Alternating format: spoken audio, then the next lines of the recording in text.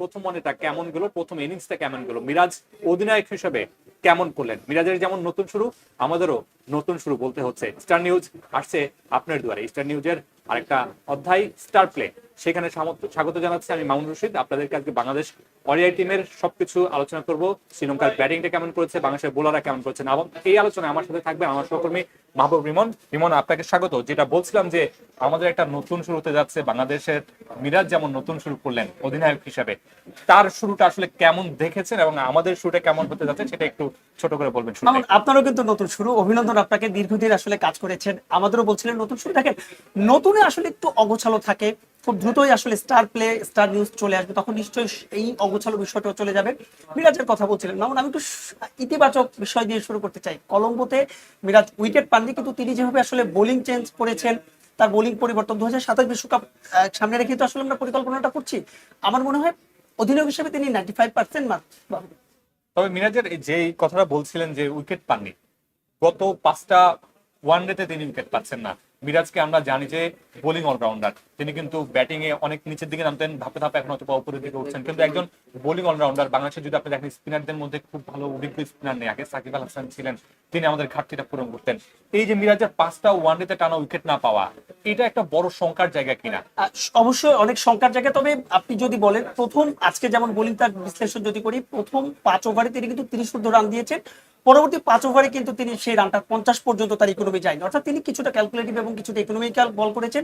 Wicket পায়নি 5 one day. আমরা দেখেছি যে ওয়েস্ট ইন্ডিজের সঙ্গে যে সিরিজটা ছিল গেল বছর, এবছর তো আসলে বাংলাদেশের প্রথম সিরিজ, সবকিছু মিলিয়ে আসলে হতাশার তো অবশ্যই, কিন্তু বাংলাদেশ যেভাবে আসলে কামব্যাক করেছে, বিশেষ করে প্রথমটা আমরা দেখেছিলাম খুব দ্রুত 3টা উইকেট তোলার পরে একটা পার্টনারশিপ ছিল, কিন্তু বাংলাদেশ বিশেষ করে ডেথ ওভারে মুস্তাফিজ, আপনি জানেন যে মুস্তাফিজের কথা নিশ্চয়ই আপনি আলাদা করে জিজ্ঞাসা করবেন, 6 ওভারে 24 রান দিয়েছেন, কিন্তু তিনি ক্র্যামের কারণে কিন্তু তার ওভারটা শেষ করতে পারেননি। তানভীরের কথা বলতে পারি, সেখান থেকে শ্রীলঙ্কাকে 250 রানের ভেতরে আসলে আটকে রাখাটা আমার মনে হয় যে বোলারদের মানে অভিনন্দন বা ধন্যবাদটা দিতেই হয়। বাংলাদেশকে 245 রানের টার্গেট দিয়েছে শ্রীলঙ্কা। এই মাঠে প্রেমাদাসা যেখানে খেলা হচ্ছে, সেখানটাতে আমরা জানতাম যে একটু স্পিনিং উইকেট হয়ে থাকে, স্পিনাররা সহায়তা পান, কিন্তু এই ম্যাচে আমরা দেখেছি যে ম্যাচের আগে থেকে আলোচনা চলছিল একটু স্পোর্টিং উইকেট, ব্যাটাররা সহায়তা পাবেন। সেই জায়গায় 245 রানের যে লক্ষ্যটা বাংলাদেশকে ছুড়ে দেওয়া হয়েছে, এটা আসলে কতটা বিপজ্জনক হবে, নাকি বাংলাদেশের জন্য মোটামুটি সহজ হবে? স্পোর্টিং উইকেটের কথা যেখানে আসছে, যদি প্রেমাদাস এই মাঠের যদি কথা বলি, 176টা এর আগে যে ম্যাচ হয়েছে, 98টা ম্যাচ কিন্তু 96টা ম্যাচ আগে যারা ব্যাট করেছে তারা কিন্তু জিতেছে, এবং 68টা ম্যাচ পরে যারা ব্যাট করেছে তারা জিতেছে। এই হিসাবটা একটু সংখ্যা। তবে এই মাঠে কিন্তু আসলে আমরা দেখেছি 290 রান চেজ হয়েছে, এবং 2022 সালের যেটা কিনা শ্রীলঙ্কায় কিন্তু করেছিল অস্ট্রেলিয়ার সঙ্গে। এবং যদি টেম্পারেচারের কথা বলেন, প্রথম দিকে আমরা দেখছিলাম যে তাসকিন এবং তানজিম সাকিব একটা এক্সট্রা মুভমেন্ট পাচ্ছিল, বাউন্স পাচ্ছিল, পরবর্তীতে কিন্তু আসলে মনে হচ্ছে যে উইকেটটা খুবই স্পোর্টিং এবং খুবই উইকেট ফ্রেন্ডলি। সেক্ষেত্রে আমার মনে হয় বাংলাদেশের বলছিলাম যে নতুন শুরু, বারবার এই কারণে বলা হচ্ছে নতুন শুরু, 2027 যে বিশ্বকাপ, আপনি জানেন যে 20 বছর পর বাংলাদেশ দলের পঞ্চ পাণ্ডবের কেউ ছাড়া কিন্তু কোনো ম্যাচ খেলতে নামছে, এবং বাংলাদেশ তো আসলে খেলবে না।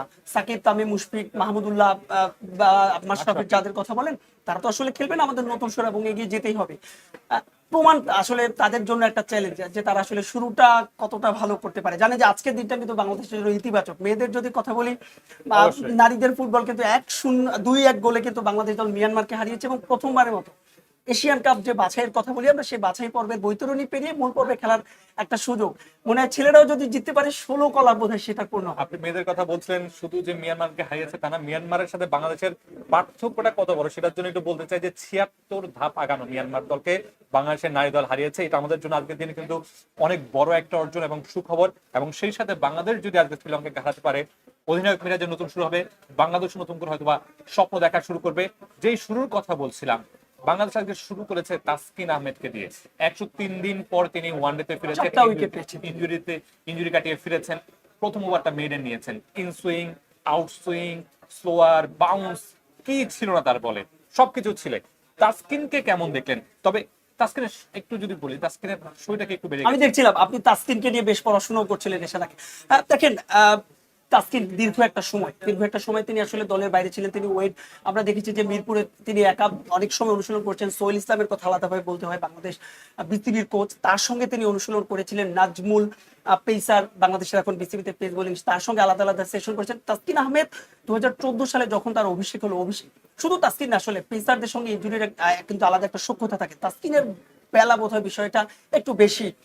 কখনোই আসলে তিনি ওই ফুল ফিটের তাসকিনকে কিন্তু আমরা কখনোই পাইনি। সেখান থেকে তাসকিনের কামব্যাক বাংলাদেশের, অনেকেই বলবেন মুস্তাফিজ, তবে আমি সবসময় বলে আসছি বাংলাদেশের সেরা বোলার সবসময় তাসকিন। 2014-তে অভিষেক হওয়ার পর থেকেই বাংলাদেশের তাসকিন আসলে লিডিং ফ্রম দ্য ফ্রন্ট, এবং তাসকিনের মতো একজন বোলার, এবং তাসকিন যে বলছিলেন ওয়েট গেইন করেছে কিনা, হ্যাঁ বোধ হয়, কিন্তু তাকে কিন্তু কখনো ক্লান্ত মনে হয়নি। তার কোটার যখনই মুস্তাফিজ আসলে তার কোটাটা পূর্ণ করতে পারলেন না, ক্র্যাম্প করছিলেন বারবার, শেষ পর্যন্ত হ্যামস্ট্রিং এর কারণে তিনি উঠে গেছেন। যদিও পরবর্তীতে তিনি ফিল্ডিং করতে নেমেছিলেন, বোলিং কিন্তু আর করতে পারেননি। তাসকিনকে ফিট থাকা দরকার, এবং এই সিরিজের আগে প্রধান নির্বাচক গাজী আশরাফ হোসেন লিপো কিন্তু একটা কথা বলেছিলেন, তাসকিনকে ঘুরিয়ে ফিরে খেলাবেন, অর্থাৎ 3টা ওয়ানডে তার কাছে খেলাবেন, এটা মোটামুটি তিনি একটা ইঙ্গিত দিয়েছিলেন। টি-20তেও হয়তো তাকে বিশ্রামে রাখতে পারে। জানেন যে বাংলাদেশের লম্বা শিডিউল রয়েছে, এরপরে ভারতের বিপক্ষে যদি সিরিজটা নাও হয় পাকিস্তান আসবে, এরপরে এশিয়া কাপ রয়েছে, বাংলাদেশের সঙ্গে ওয়েস্ট ইন্ডিজের সিরিজ রয়েছে, এরপরে আয়ারল্যান্ডের সঙ্গে সিরিজ রয়েছে, আগামী বছর বাংলাদেশের টি-20 বিশ্বকাপ রয়েছে। সবকিছু মিলিয়ে সোনার ডিম পাড়া হাঁস, তাই না? তাকে তো আসলে আপনাকে একটু রোয়ে শোয়ে ব্যবহার করতে হবে। এবং সেই সুযোগটা তো নিশ্চয়ই আমাদের আছে, আমাদের বড় একটা এখন বোলিং ইউনিট তৈরি হয়েছে এবং সবাই সবাইকে পাল্লা দেওয়ার টেক্কা দেওয়ার চেষ্টা করছে। আপনি কাকে বাদ দিবেন, কাকে রাখবেন? হাসান মাহমুদকে যে খেলাতে পারেন, হাসান মাহমুদ নাহিদ তো নাকি আপনি খেলাতে হাসান পারছেন? মাহমুদ নাহিদ, মানে আমাদের একটা ভালো কম্প্যাক্ট একটা পেস ইউনিট তৈরি হয়েছে। সেই জায়গায় তাসকিনের যে কথাটা বলছেন, তাসকিন যতবারই ইনজুরি থেকে ফিরেছেন আগুনের মতো বারুদের মতো জ্বলে উঠেছে। এজন্যই তো তিনি তাসকিন, আমরা বলি ঢাকা এক্সপ্রেস দেশ সেরা পেসার। এবং তিনি কিন্তু, আমরা ইন্ডিয়ার সাথে সেই জিনিসটা মনে পড়ে, তিনি সেই ইন্ডিয়াকে ধুসিয়ে দিয়েছিলেন, আজকে আবারও 4টা উইকেট নিয়েছেন। সবকিছু মিলে তাসকিনের যে কামব্যাকটা, বাংলাদেশ কিন্তু শ্রীলঙ্কাকে আমার মনে হয় যে কম মার্জিনে আটকাতে পেরেছে। শ্রীলঙ্কা আরেকটু বেশি রান করতে পারে। একটা পর্যায়ে কিন্তু মনে হয়েছিল এই রানটা 280 বা 270 এর কাছাকাছি চলে আতালাঙ্কা যাবে। যখন দাঁড়িয়ে গেছে, আতালাঙ্কা যখন দাঁড়িয়ে গিয়েছেন।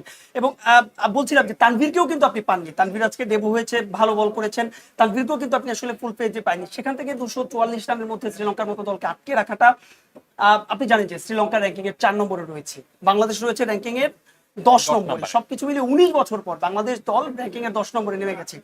আর একটা কারণে কিন্তু এই ম্যাচটা গুরুত্বপূর্ণ মামুন, আপনি জানেন যে 2027 ওয়ানডে বিশ্বকাপ যদি আপনাকে খেলতে হয়, তাহলে কিন্তু আপনাকে যত পয়েন্ট আপনাকে ক্যারি করা যায় এখান থেকে, যত পয়েন্ট, কারণ আমরা কিন্তু এবছর খুব একটা বেশি ওয়ানডে খেলবো না, কারণ পাকিস্তানের সঙ্গে সিরিজটা টি-20, যদি ইন্ডিয়া না আসে এশিয়া কাপটা টি-20 ফরম্যাটে হবে।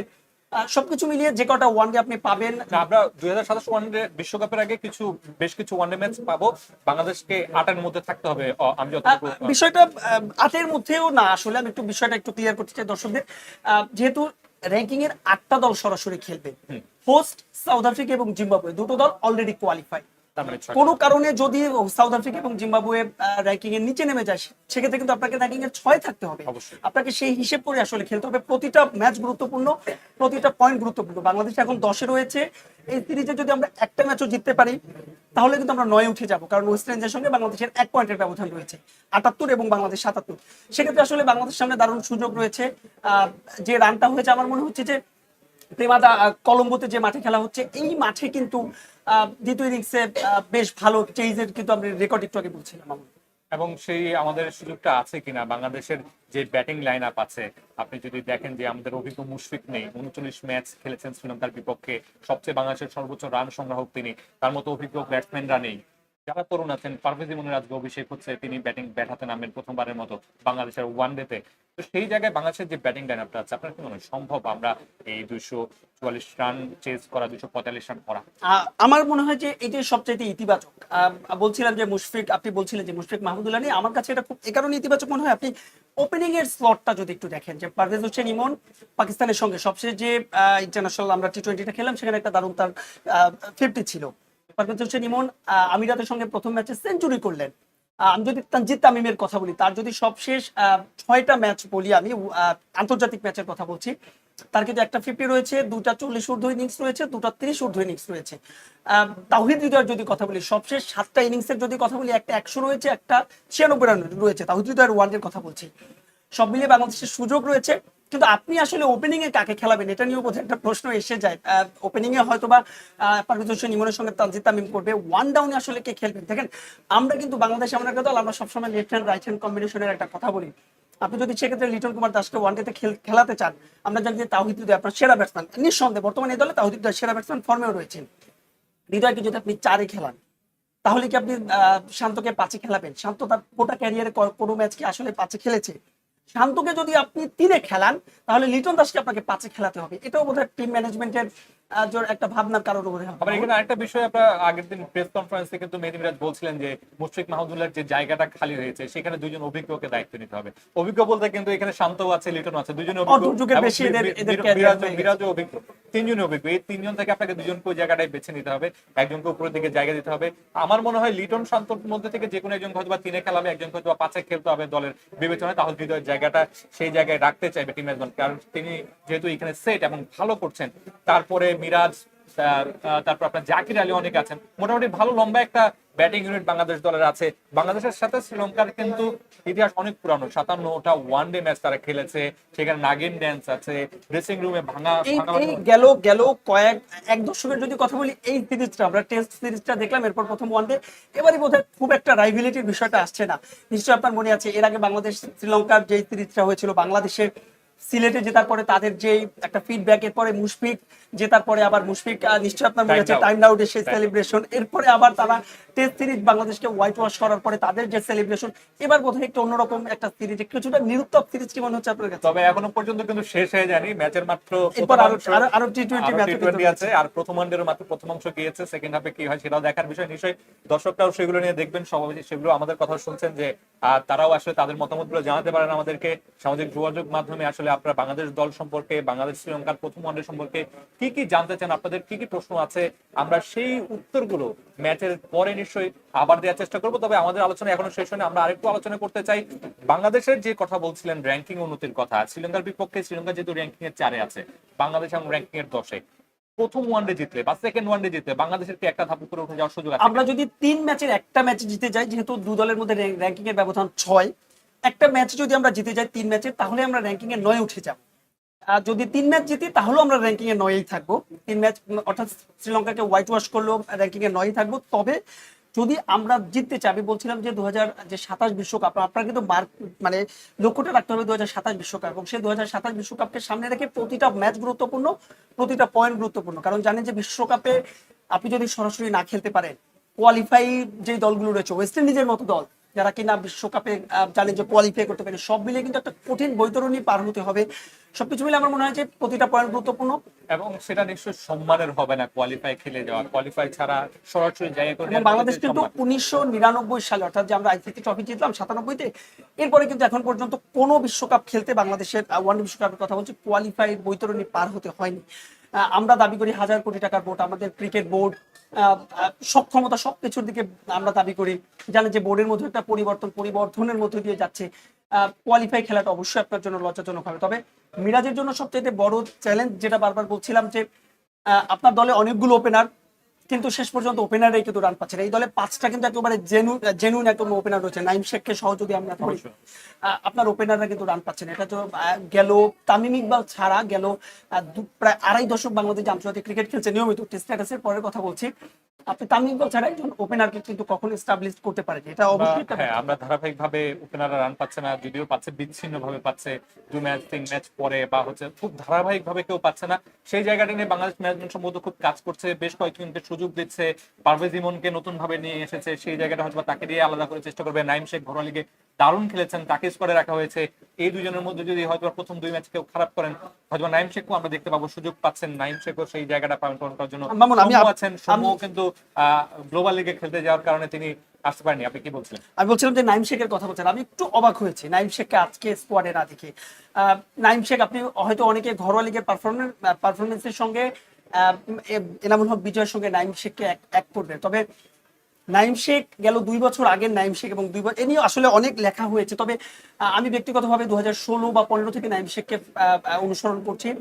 নাইম শেখের যে আসলে যেই পরিবর্তনটা, সেই পরিবর্তনটা আমি একটু অবাক হয়েছি নাইম শেখ। আপনার কি মনে হয় যে শেষ পর্যন্ত আসলে নাইম শেখ, আমরা কথা বলবো 245 রান বাংলাদেশ চেজ করতে পারবে কিনা, ইমনের অভিজ্ঞতা কিংবা মানে ঘরোয়া লিগের অভিজ্ঞতার কথা বলছি, কোনো সন্দেহ নেই, কিন্তু আপনি কি নাইম শেখকে একটু মিস করছেন? মিস করছি না এই অর্থে আমি একটু বলতে চাই, সেটা হচ্ছে যে নাইম শেখ অনেকদিন ধরে জাতীয় দলের সাথে ছিলেন না, তিনি ঘরোয়া লিগে খেলছেন।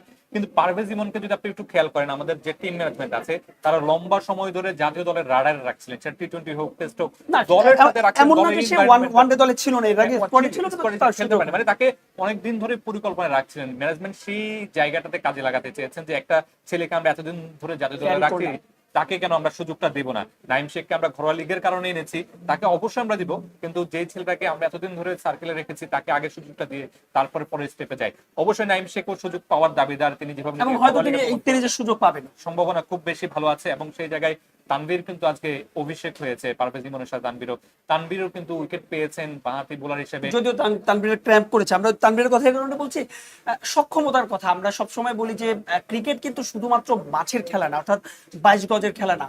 ক্রিকেট যতটা শারীরিক তার চাইতে বেশি অনেক বেশি মানসিক। আমি একটু আগে আসলে ওখানকার অর্থাৎ কলম্বোর টেম্পারেচারটা চেক করছিলাম, 29 ডিগ্রি, অর্থাৎ আমাদের সিমিলারই। সেখানে আমরা দেখছি তানভীর ক্র্যাম্প করছেন, মুস্তাফিজুর রহমান ক্র্যাম্প করছেন। জানি যে মুস্তাফিজুর রহমানের কিন্তু একটা ইনজুরি ছিল, দীর্ঘ সময় তিনিও ছিলেন আইপিএল খেলতে, যে তিনি আঘাত পেয়েছিলেন। এই যে 50 ওভার টি-20তে আজকে অভিষেক হলো তানভীরের, আপনি 50 ওভার বোলিং করতে পারলেন না, এই বিষয়গুলো বোধহয় আমার মনে হয় নোটেড। আপনি পেসারদের কথা বলছিলেন, আমি কিন্তু স্পিনারদের সংখ্যা দেখছি।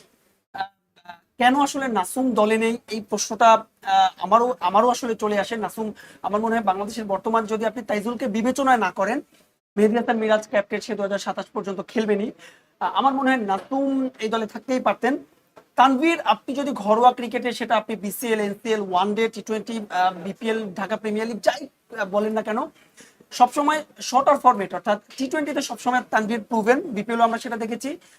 ওয়ান ডে ফরম্যাটে তানভীর কতখানি প্রুভেন, এটা নিয়ে আমার কিছুটা ডাউট। ঘরোয়া লিগে কিন্তু আমি যতটুকু জানি তানভীর এখনো পর্যন্ত নিজেকে সেভাবে প্রমাণ করতে পারেনি। করতে যেটা পারেনি। বলছিলেন যে শর্টার ফরম্যাটে তানভীর নিজেকে বেশ ভালোভাবে প্রমাণ করেছেন, সেটা বিপিএল হোক বা অন্য যে কোনো ফরম্যাট, মানে অন্য কোনো যে কোনো লিগে হোক, শর্টার ফরম্যাটে তানভীর নিজেকে প্রমাণ করেছেন।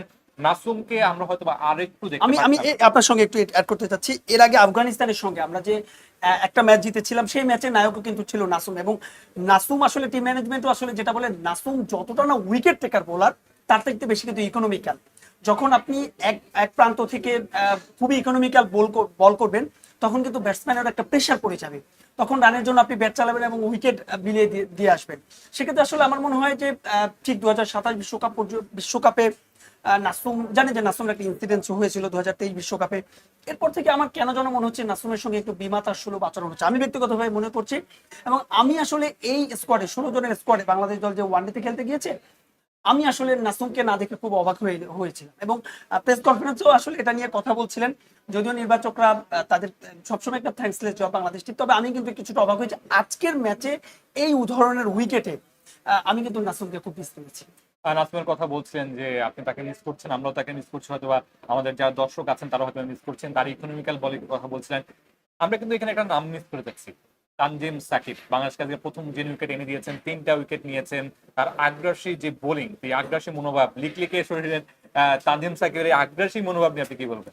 তানজিম সাকিব যে আসলে কতটা আগ্রাসী নিশ্চয়ই আপনার মনে আছে, 2020-এ সেই সাউথ আফ্রিকা যখন ভারতের সঙ্গে বাংলাদেশের খেলা হয়েছিল, সেই আমি অনূর্ধ্ব-19 বিশ্বকাপের ফাইনালের কথা বলছি, তখনই আসলে ওই দলে যারা ছিল, অর্থাৎ শরীফুল, তানজিম সাকিব, অভিষেক দাস, অরণ্য, যারা ছিল আসলে ওই দলের, ইমনও সেই দলে ছিল, ইমন ছিল, শামীম পাটোয়ারি ছিল, সবাই অলমোস্ট আসলে ন্যাশনাল টিমের ওই দলে, আকবর, শাহিন আলম, অভিষেক দাস, অরণ্য, এই 3 জনের কথা বাদ দিলে সবাই কিন্তু ন্যাশনাল টিমে অভিষেক হয়ে গিয়েছে। বলছিলাম যে আগ্রাসীর কথা, পেসারদের সবসময় কিন্তু একটু আগ্রাসী হতে হয়।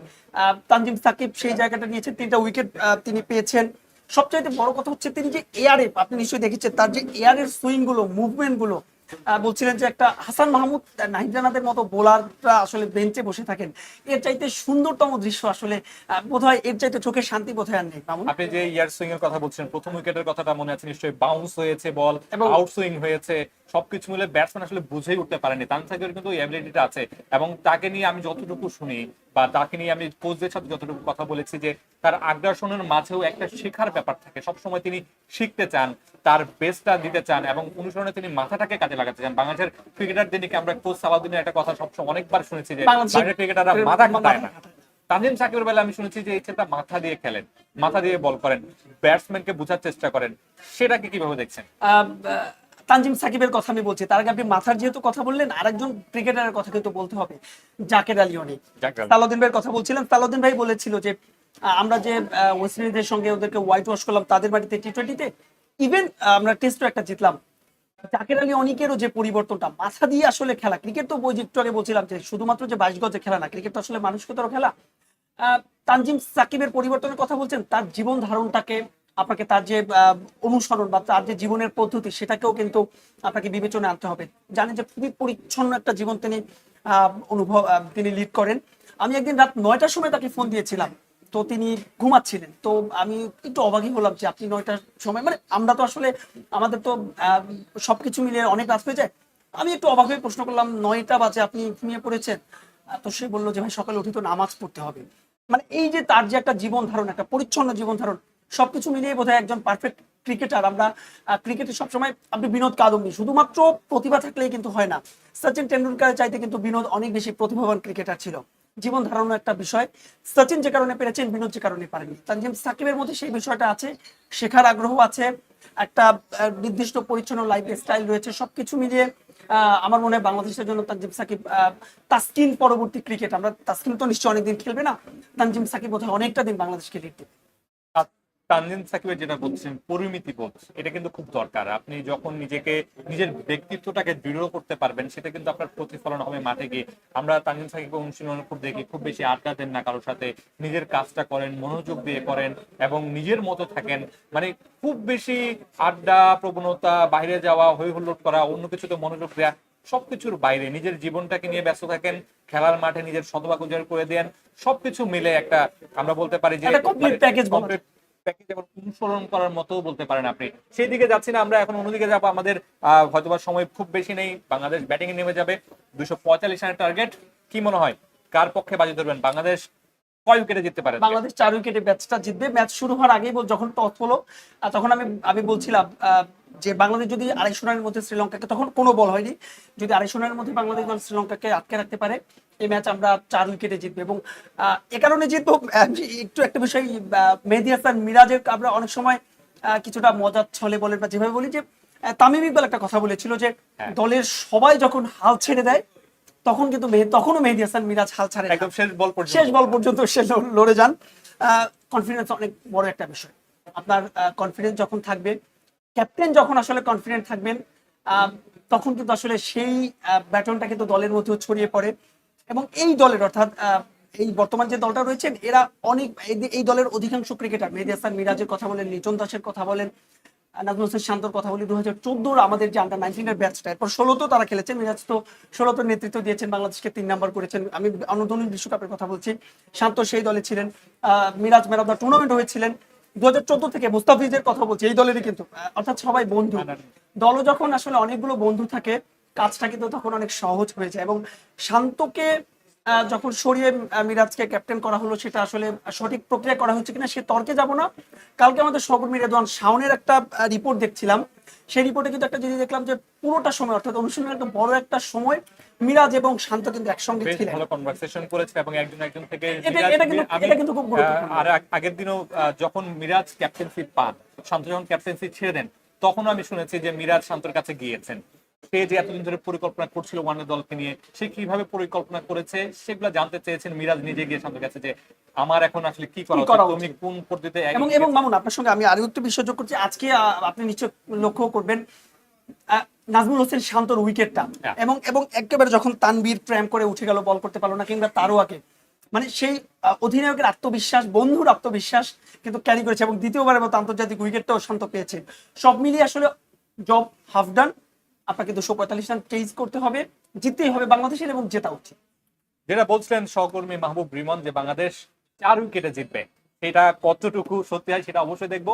আপনাদেরকে যেটা বলছিলাম যে আপনাদের যদি কোনো মতামত থাকে, কোনো কিছু জানার থাকে বাংলাদেশ শ্রীলঙ্কার প্রথম ওয়ানডে নিয়ে, আপনারা কমেন্টসে জানাতে পারেন। আমরা নিশ্চয়ই ম্যাচ শেষে আবারও আপনাদের সাথে যুক্ত হব, ম্যাচের চুলচেরা বিশ্লেষণ করার চেষ্টা করব আপনাদেরকে। স্টার নিউজের সাথে থাকুন, স্টার প্লের সাথে থাকুন।